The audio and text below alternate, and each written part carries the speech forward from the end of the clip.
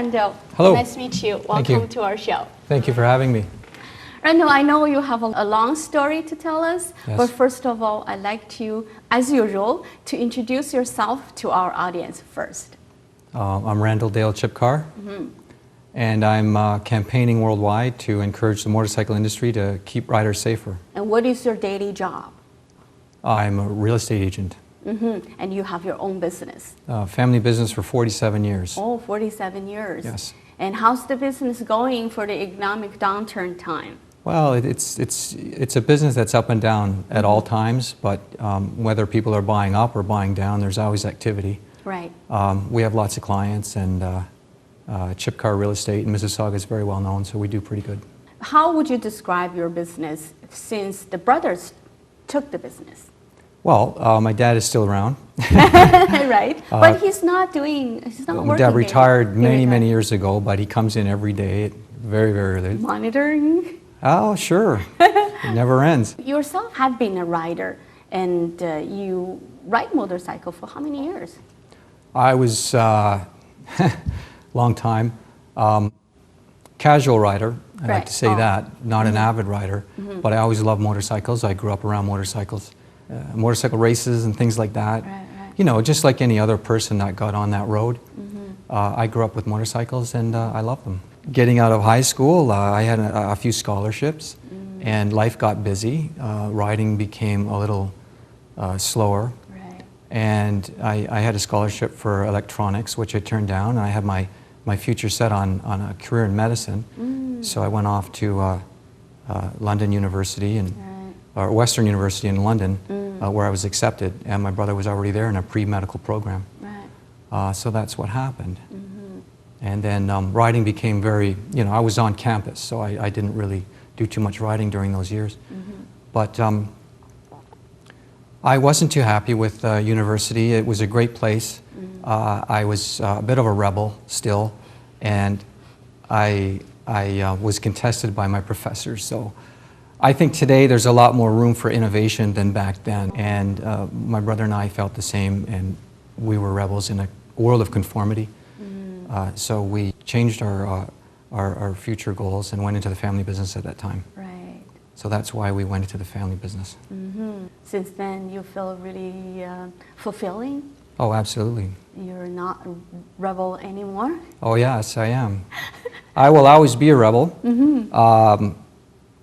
I feel that people have to take a stand on what they believe in, take a stand for truth and justice and things like that, and not follow the crowd. Okay. Because things aren't always what they seem. Right. And you have to speak up for what you believe. And if that's being called a rebel, then yeah. You're still a rebel. All of our brothers are rebels, and my dad too. And my mom too.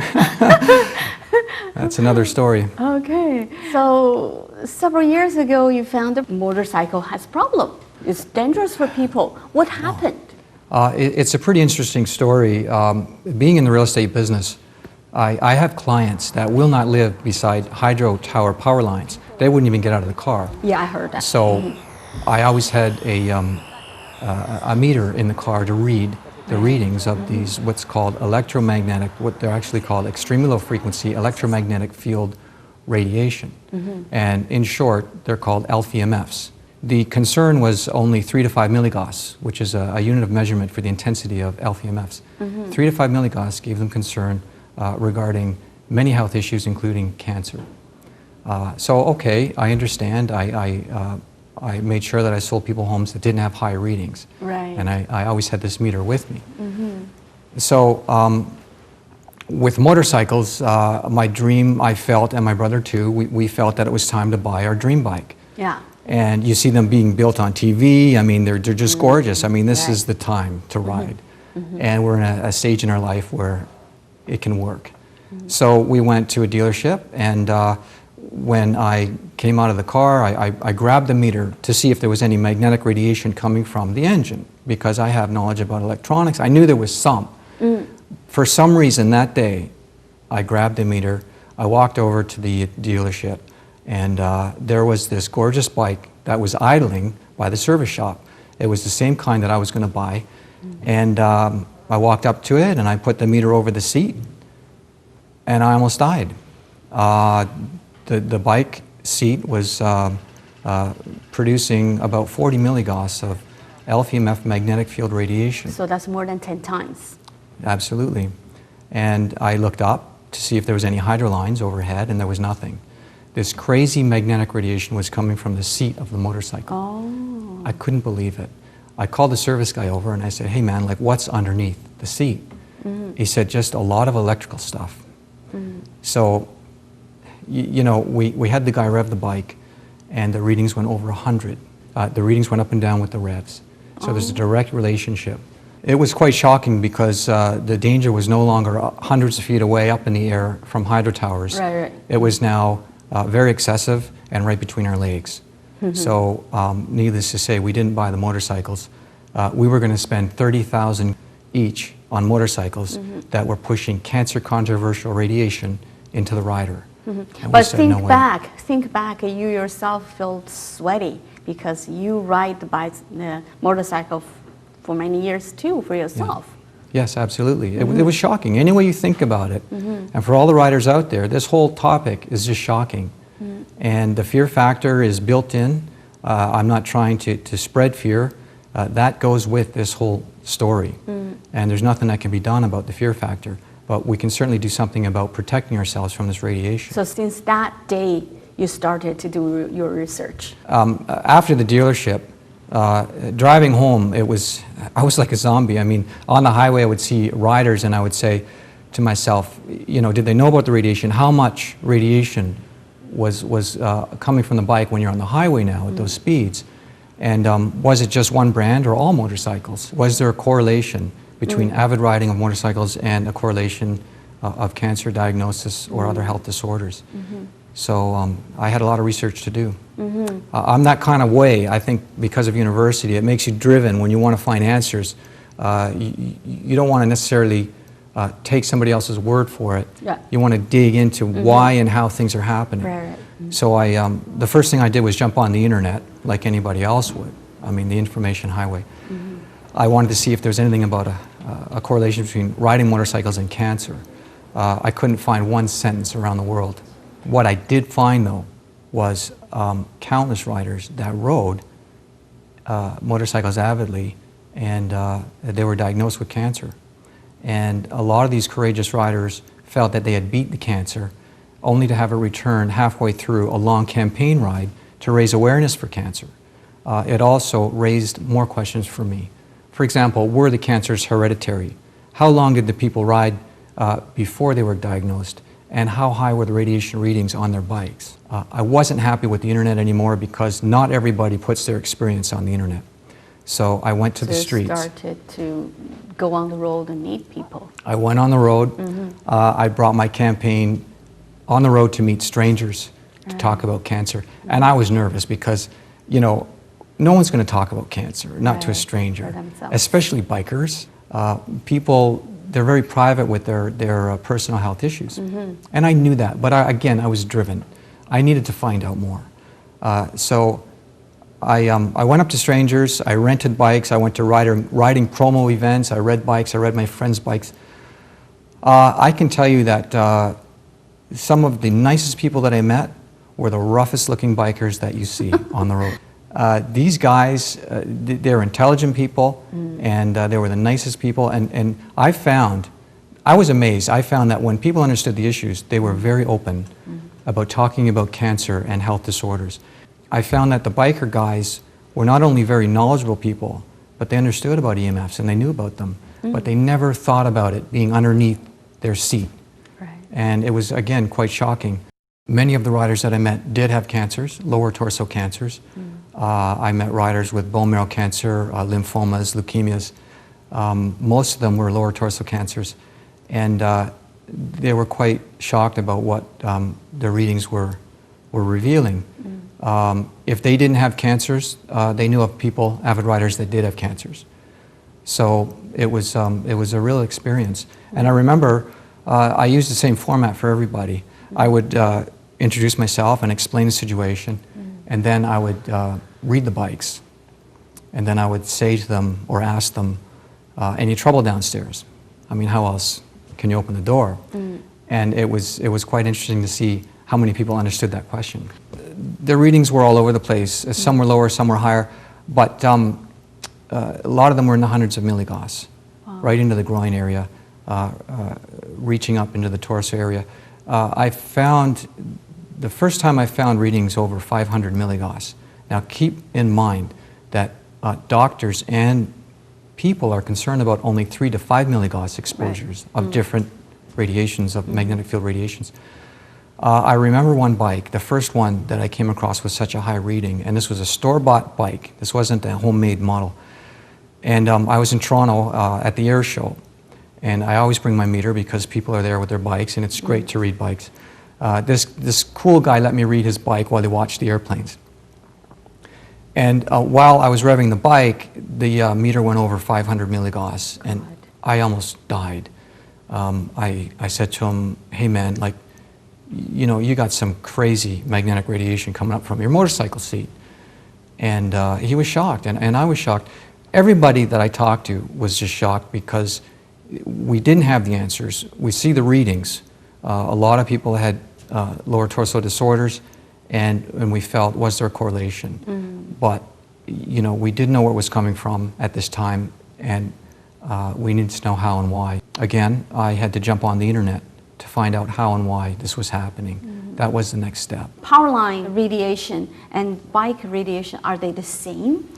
Well, radiation is radiation, they're the same, right? Well, there's different kinds of radiation. The question is, how close are you to the radiation, and the length of exposure to the radiation. The sources can vary, but the detrimental health issues remain the same. I see. I did find radiation readings up to 30 inches above the seat, which includes the entire torso, heart, and breast area.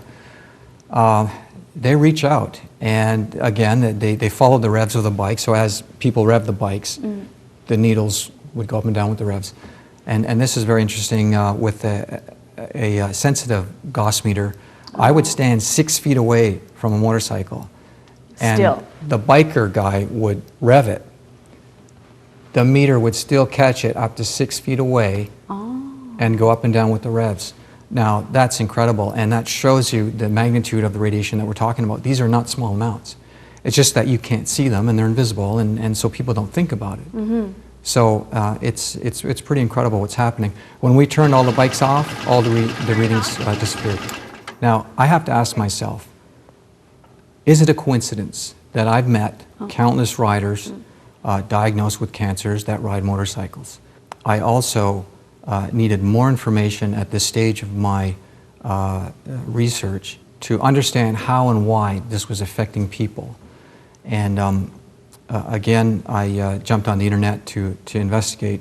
I discovered that motorcycles, they consist of electrical systems, oscillating electrical systems that generate anywhere from 10,000 to 70,000 volts of electricity for engine operation. That's a lot of voltage.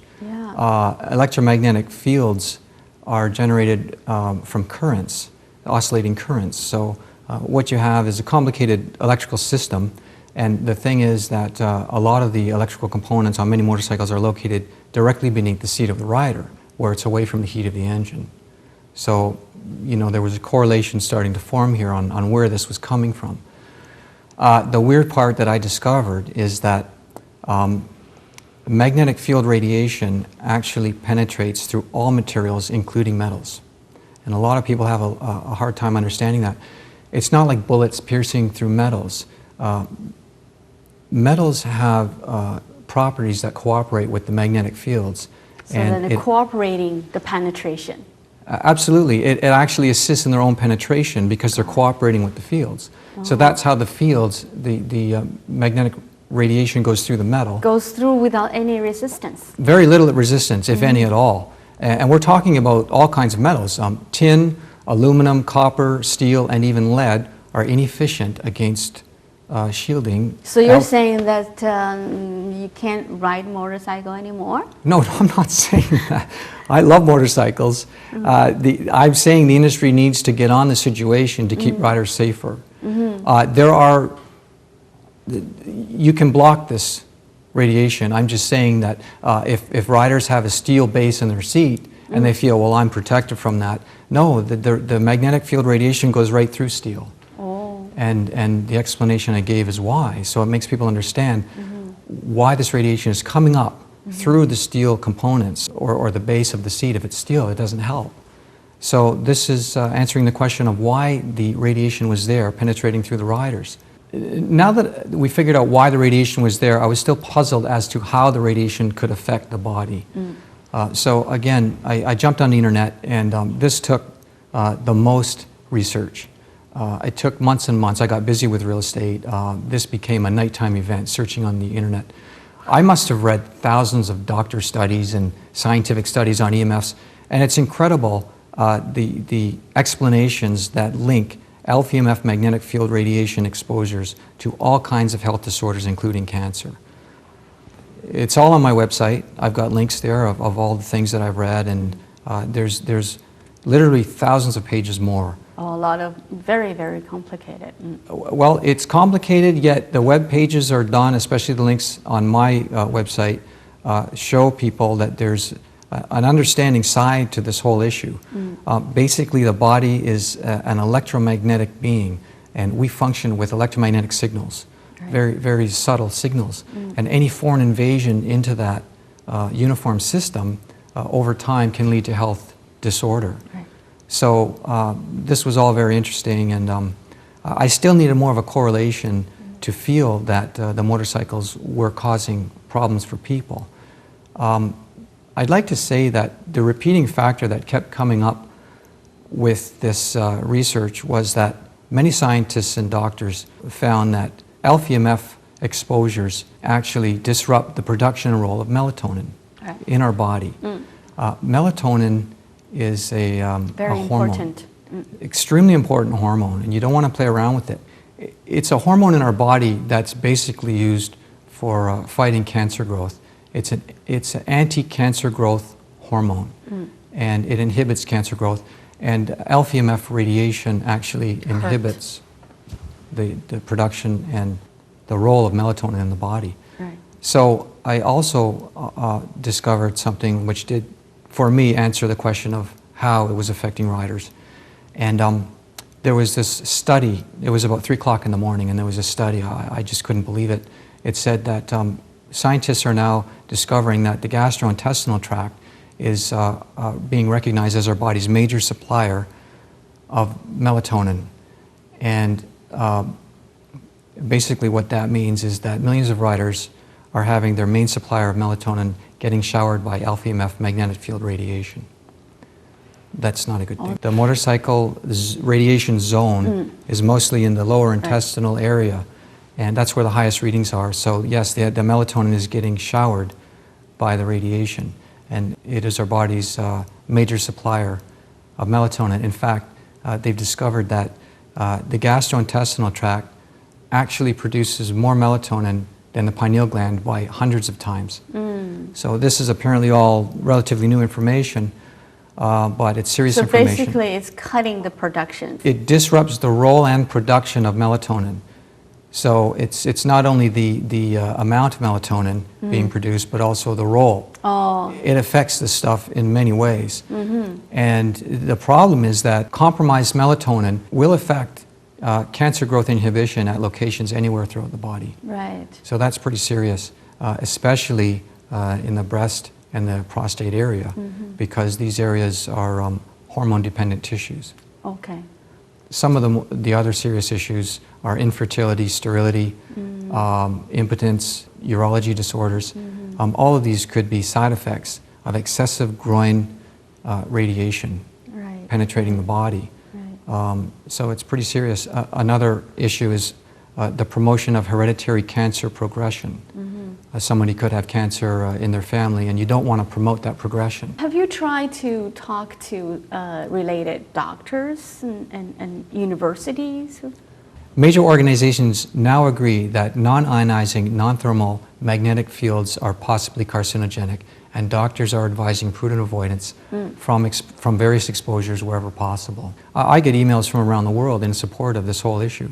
There are some people, for example, there's always skeptics, Some doctors follow protocol of there's no problem until there's a problem. But you know, keep in mind that countless products were brought to the market and they were recalled or banned only after public recognition of consumer harm. So I'm finding that as far as electromagnetic radiation exposures to the body, doctors are advising prudent avoidance wherever possible. Oh, okay. You know what? You don't have to be a doctor or a health professional to understand this concern. I'm just a regular guy like any rider out there, but I know that I don't want cancer-controversial radiation racing through my body every time I ride. Right. So it's important to me, and I wanted to bring this issue to the world. I built a website called motorcyclecancer.com to reach the riders around the world and get the wheels turning on this recognition. And I'll tell you something, as soon as I sent my website out there, I started to get emails right away. My very first email was from a guy thanking me for solving his 4-year puzzle. Oh. This guy had chronic lymphoma all throughout his groin area, and it wasn't hereditary, and his doctors didn't know where it came from. And when he read my website, he just sent me an email saying, "Thank you, you solved my puzzle." And you know, when I got that email, it just made it all worthwhile. And since then, I've got many emails from around the world. So now I'm campaigning to enhance the motorcycle industry to keep riders safer. Okay, so you wrote a book? Oh yes, I wrote the book, Motorcycle Cancer, to expose the truth. And then I was granted a patent for EMF shielding motorcycle seats. I brought a sample of the material. This is the Rider Saver EMF shielding material for motorcycle seats. Oh. And I developed the Rider Saver trademark for a specifically manufactured alloy that dramatically shields EMF magnetic fields. And as you can see, it's very pliable and bendable, and you can cut it. There's a stick down side for easy installation onto the motorcycle interior seat pan. So all the foam goes above this, so the protection is not visible, it's inside. And I actually have a seat here to show you how it goes in. This is a sample of the interior of a motorcycle seat. This is called the base pan. And we simply put the material on the seat, and then we put all the foam and everything over top of it. Right. So this does provide some very good protection for the rider. And this is what it looks like once the material is all in place. You can't see it at all, but there it is inside here. And I'm hoping that the industry will get on board and get these seats onto the bikes. In all fairness to riders, they're spending thousands of dollars on motorcycles. Right. Why can't the industry just publish what the radiation readings are, put a sticker on the bike, every model out there, just say, hey, these are the radiation readings. Let the riders make their own choices. Right. So for yourself, what else are you planning to do? Well, in my campaign, I'm hopefully trying to get some sort of government regulations on EMF magnetic field exposures. And have you started that work yet? This campaign is just beginning. Okay. So thanks to stations like yours, which are great, to have the courage to put stories like this out there. It's all for protecting the people. Truth within the heart is evident long before proof is recognized by industry. So in certain situations, government capabilities are limited in what they can do. And I find that when it comes to things like electromagnetic radiation and public health and environmental health and other things, more and more governments around the world are adopting what's called the precautionary principle. That is their solution for this at this time. And unfortunately, the precautionary principle basically says that we have to become knowledgeable consumers and make our own decisions. So I would understand that for this period of time, public awareness is the most important thing. And when people have this kind of knowledge, they have to make their own choice to protect themselves. Yes, absolutely. Thank you so much. Well, thank you very much.